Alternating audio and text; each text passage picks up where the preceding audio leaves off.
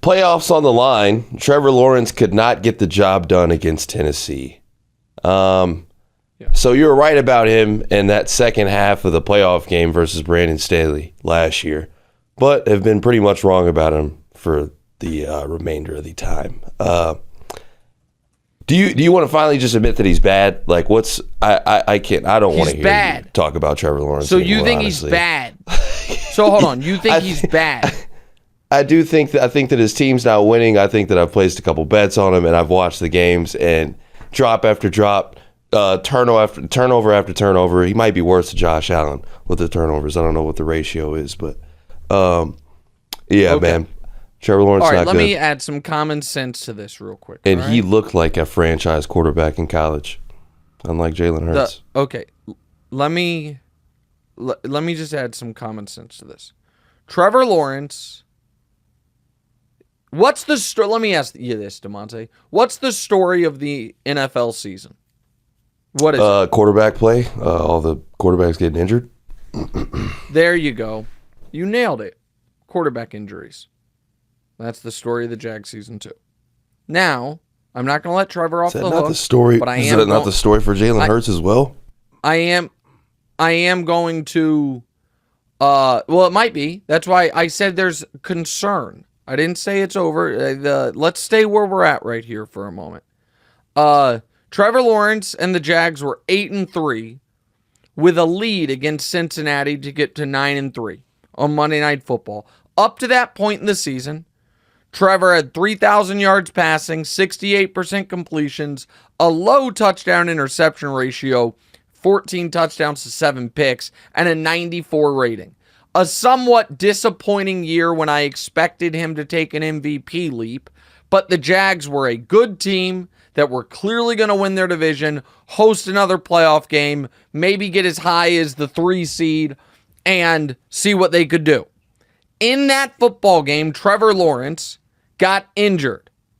He then got injured again when he came back from the injury when he shouldn't have.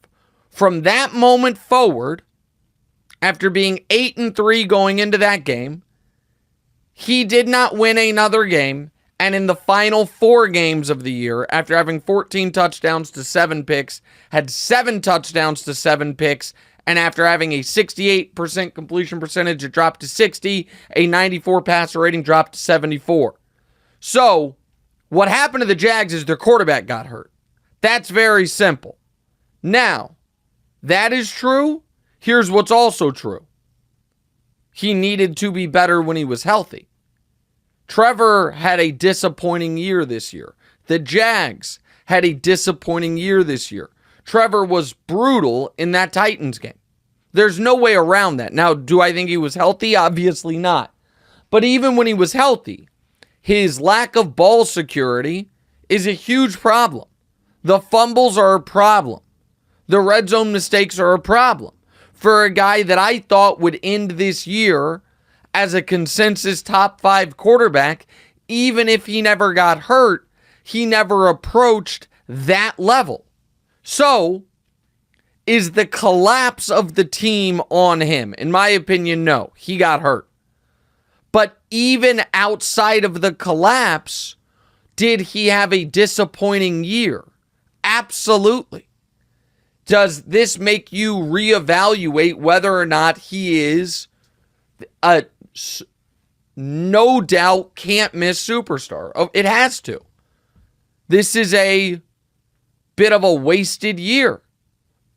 And another wasted year for Trevor. It was the first year. I don't know about it. Yeah. The first year. There was the year before, wasn't it before last year? As you said that that was his rookie year. Right. This is his rookie. Kind of just sat. He played 3 years.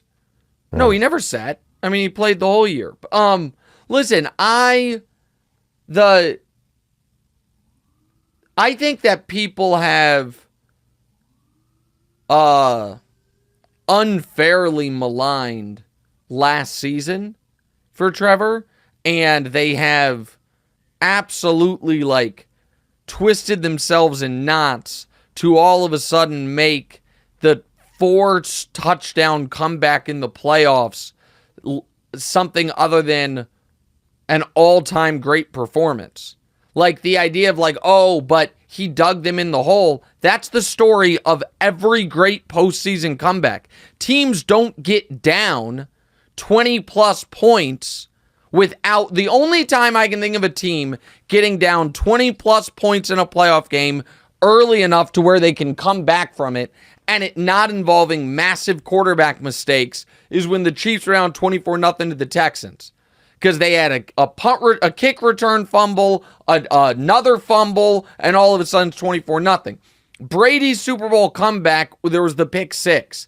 The Andrew Luck 27-point comeback against the Chiefs, he had, I think, 3 interceptions early in that game. Like, that's how these comebacks happen.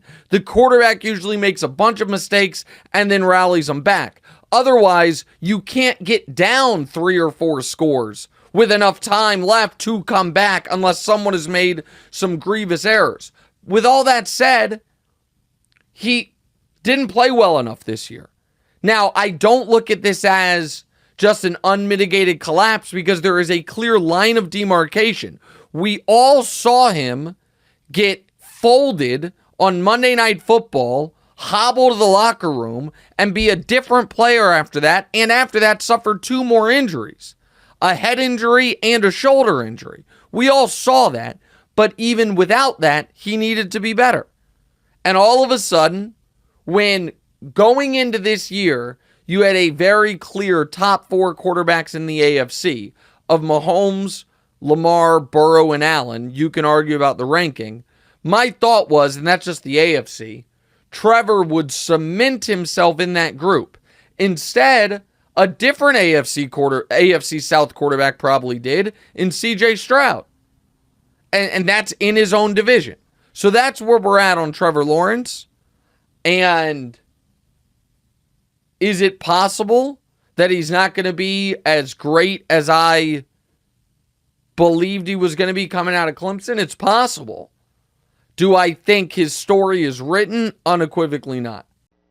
Hey, thanks for watching. Hit the subscribe button to get more from the show and make sure to click the bell to get notified every time new content drops. Check out full episodes of What's Right wherever you get your podcasts, or just click the link in the description below.